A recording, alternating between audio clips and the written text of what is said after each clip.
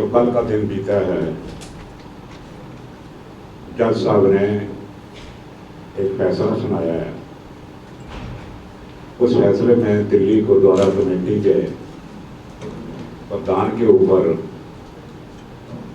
रोक लगी है कि वो मुल्क छोड़ के कहीं भी भाग नहीं सकता। ये इतिहास में पहली दफा है भाई दिल्ली सिख गुरुद्वारा कमेटी के ऊपर, उसके प्रधान के ऊपर पहली दफा चोरी के इल्जाम लगे हैं।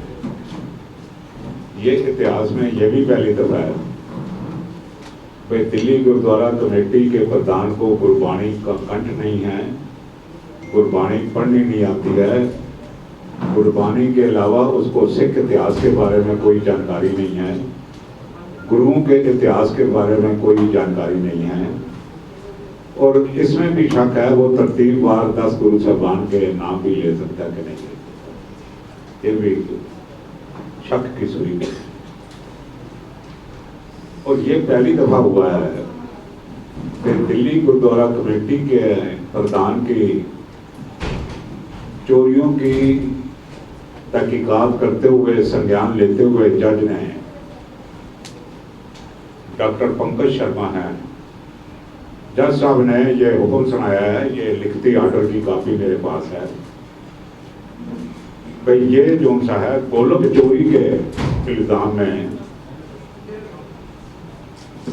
इसके ऊपर संगीन इल्जाम है गोलक चोरी के। ये 2 केस हैं जी।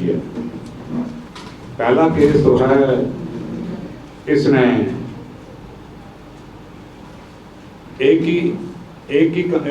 ही मालिक है 2 कंपनियों का, राइजिंग बाल है और दूसरी कड़ी है कि राजा टैंक।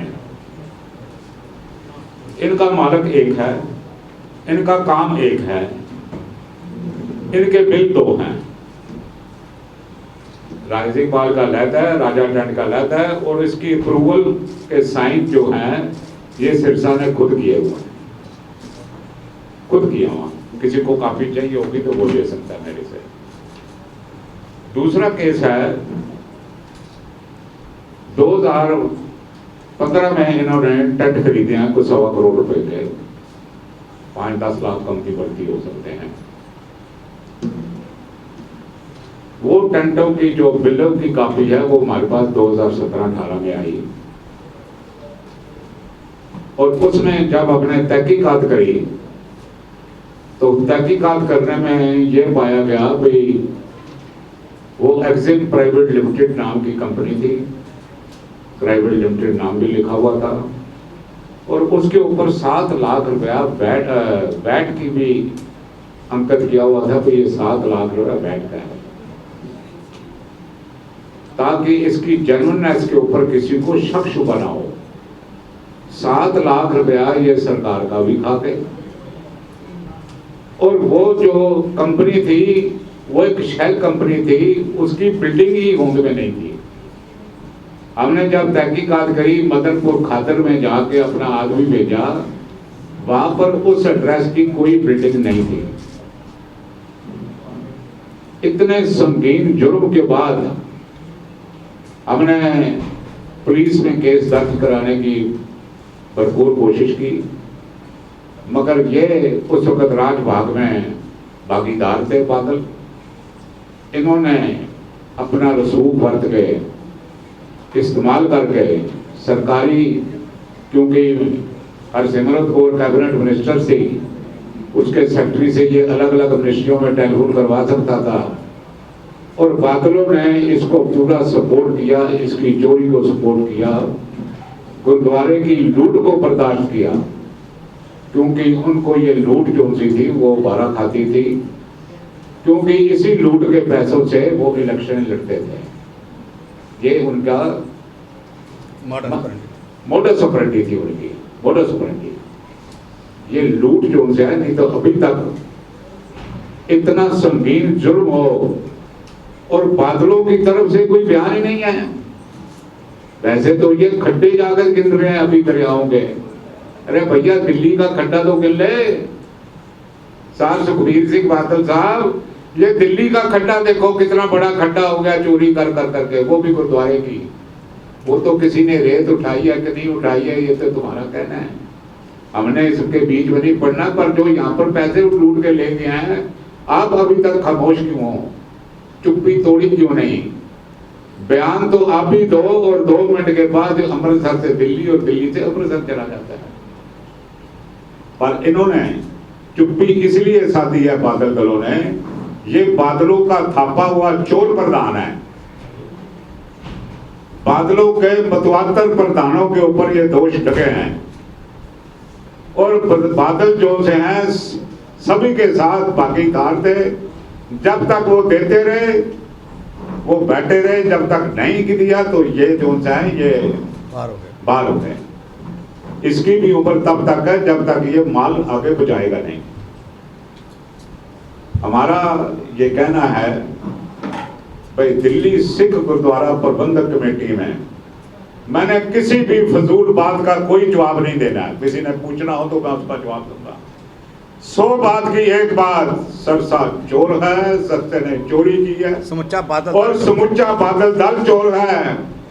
ये मैं पुलिस के हवाले से नहीं कह रहा, ये कह सकते हैं पुलिस को मैनेज किया होगा। ये जज साहब ने कहा है, मान योग जज हैं जो फैसले करते हैं, जिनके फैसले सब मानते हैं, उन्होंने कहा है ये गोलक चोरी के केस में ये फंसा हुआ है। लफ्ज लिखा हुआ है गोलक चोरी, ये अव्वल दर्जे का गोलक चोर है। ये हमें बूढ़ा कहे, जवान कहे, मध्य उम्र का कहे, कोई भी उम्र का हमें कह ले, पर हम एक बात प्रेस के सामने कह रहे हैं, ये गोलक चोर है। सारी संगत समझ जाए भाई, इन्होंने नकली डॉक्टर रखे, नकली मरीज रखे, ऐसे ही लोगों से पैसे ऐंठते रहे, मांगते रहे। गुरुद्वारों को ग्रंथियों की ड्यूटी लगाई, पैसे मांगो। हर गुरुद्वारे में ग्रंथी की ड्यूटी लगी हुई है, फिर 15 मिनट तुमने पैसे मांगने हैं, और पिछले 8 साल से ये पैसा मांग रहे हैं और वो उस पैसे को खुद बुर्द कर रहे हैं। मगर हर चीज का एक अंत होता है, ये अंत की शुरुआत है, ये अंत की शुरुआत है। किसी ने कोई और बात पूछनी हो तो उसके बाद सरना साहब जवाब देंगे।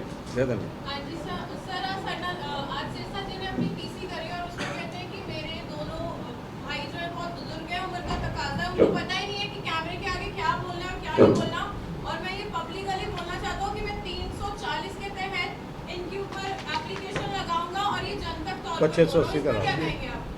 देखो ऐसा है, उसको जो संस्कार हैं परिवारों के, उन संस्कारों का उसको ज्ञान नहीं है। कभी तो अपने बाप को भी बूढ़ा बोल सकता है, अगर बूढ़ा बोल सकता है, अगर बूढ़ा बोल सकता है तो उसको घर से निकाल दे। हमारे बच्चे हमको बूढ़े नहीं मानते हैं, संगत हमें बूढ़ा नहीं मानती है। गुरु ने गुरबाणी में भी लिखा हुआ है, गुरुमुख बूढ़े कदे नहीं, हम बूढ़े नहीं होते। जब तक बाणी पढ़ रहे हैं, जब तक गुरु हमारे में समाया हुआ है, जब तक हम गुरु को याद कर रहे हैं, हम बूढ़े नहीं हो सकते। इसका फैसला गुरु ने किया हुआ है और गुरु ग्रंथ साहब में किया हुआ है, क्योंकि ना ये गुरु को समझता है, ना ये गुरु ग्रंथ साहब को समझता है, ना ये गुरबाणी को समझता है। इसलिए इस सवाल को छोड़ दो, कोई एक ही बात का जवाब दे, तूने चोरी कैसे की? बस तू 340 में मुकदमा कर, 680 में कर, 160 में कर, 170 में कर, हमें इसकी कोई लेना देना नहीं है, कोई परवाह नहीं। जज साहब ने फैसला दे दिया, तू चोर है, तू गोलक चोर है, इसकी बात कर, बता तूने चोरी कैसे की। पहले तो तुसी दसो जी किहड़े किहड़े प्रधानां दे मुकदमे होए, तो साडे मन च असल गल की हो दसो, किहड़े किहड़े प्रधानां दे? सरना साहब दे ये मुकदमा नहीं होया। सरना साहब दे पुलिस दे इन्होंने पैसे दे के एक दर्ज कराया, जिसका फैसला हाई कोर्ट ने करता भी ये कोई मुकदमा ही नहीं है। उस तेरे देखो काका जी, खारिज होना, देखो खारिज होना लहदा गल है, ये कोर्ट वालों मुकदमा दर्ज होया, जज साहब वालों, पुलिस वालों नहीं होया। गल का ध्यान रखना, जेड़े कोर्ट ने कहता है भी ये गोलक चोरी का मसला है, ये एक बड़ा संगीन मसला है। और अगर किसी ने कोई पूछना, हेलो जी। देखो जी, हाले मुकदमा चल रहा है तो जज साहब ने इन्हों के कागज पत्तर ते सब कुछ वेख के अद्धा फैसला सुनाता कि गोरख चोर है। मैं ये गल हरविंदर सिंह कर बैठा है, पर मैं ये कहना चाहता वहाँ कि हुण भी अकाल तख्त का जथेदार सुता रहेगा कि जागेगा। उसनों चाहिए है मानयोग जज साहबान के फैसले तो बाद ਉਹ ਇਹਨਾਂ ਨੂੰ ਫੌਰਨ ਆਰਡਰ ਕਰੇ ਕਿ ਅੱਜ ਤੋਂ ਬਾਅਦ ਤੁਹਾਨੂੰ ਪ੍ਰਧਾਨਗੀ ਕਰਨ ਦਾ ਕੋਈ ਅਧਿਕਾਰ ਨਹੀਂ ਜਦ ਤੱਕ ਫੈਸਲੇ ਤੋਂ ਤੁਸੀਂ ਪਰੇ ਨਹੀਂ ਹੋ ਜਾਂਦੇ।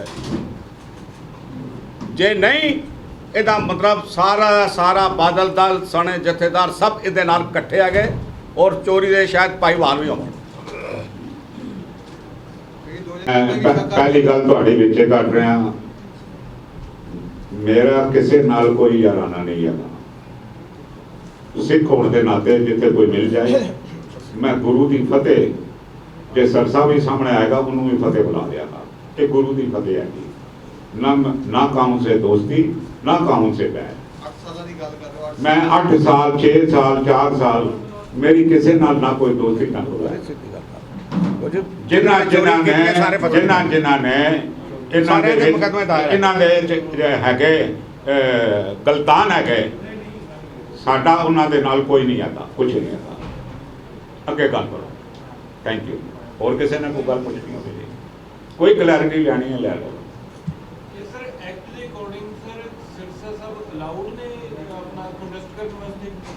देखो जी, एक्ट के मुताबिक कोई काम दिल्ली च नहीं हो रहा। दिल्ली गुरुद्वारा कमेटी हुण एक्ट के मुताबिक नहीं चल रही। एक्ट ये कहता है भी चोण शुरू हो जाए प्रक्रिया तो खाली सिर्फ डे टू डे दे काम कर सकते हैं। एक खुले भाइये का माल समझ के लुटा नहीं सकते। बई आओ जी तुसी 5000 लै जाओ जी, आओ जी तुसी 50,000 की नौकरी लै लो जी, तुसी 20,000 की लै लो जी, ना तुसी राशन लै जाओ जी, तुसी गड्डियां लै जाओ जी, असी तुहानू 5 साल के प्रोग्राम देने हैं जी, असी हस्पताल खोलते हैं ना।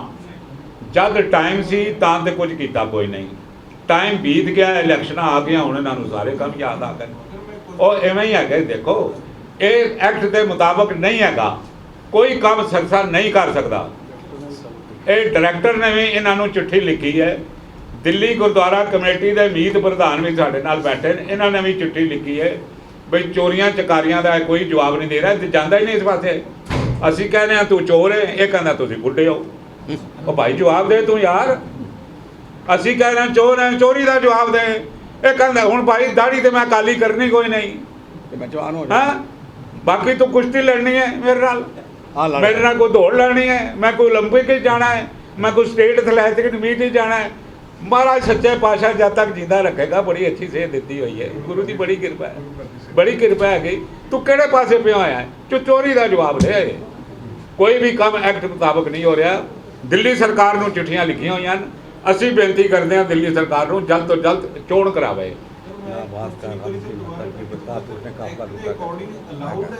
बिल्कुल अलाउड नहीं है। मैं तुहानू बार बार कह रहा, इज नॉट अलाउड। जो कुछ भी ये कर रहा है, ये मॉडल कोड ऑफ कंडक्ट दियां धज्जियां उड़ा के कर रहा है और कानून नूं पैरां हेठ बदौल के अगे जा रहा है। गुरुद्वारा एक्ट ने फॉलो नहीं करना डायरैक्टर ने, पर गुरुद्वारा डायरैक्टर कोई एक्शन नहीं ले रहा। गुरुद्वारा डायरैक्टर ने फॉलो नहीं करना मॉडल कोड ऑफ कंडक्ट, पर वह यही है भी एक्शन लवे, इसनों बाहर करे। जे ये बार बार नहीं काबू आंदा, इनू वार्निंग लैटर दे के इनू बाहर कर दे इलैक्शन तो। अपना ऑब्जर्वर एक क्यों नहीं का जवाब तुसी जाके पूछो, तुसी पत्रकार हो। मैं लीडरी कर रहा, पर मैं हुकूमत नहीं चला रहा। इसका मैंने अफसोस है। जब मैं हुकूमत चलावांगा तो इस गल का मैं जवाब दे देंगा। हाँ जी, असी लिखा होया जी, चिट्ठी ऑलरेडी दी हुई है, डायरैक्टर को भी दी है, चीफ मिनिस्टर को भी दी है, LG को भी दी है। बई यह जो भी काम हो रहा गलत हो रहा, पैसे की दुरवरतों हो रही है, खजाना खाली है।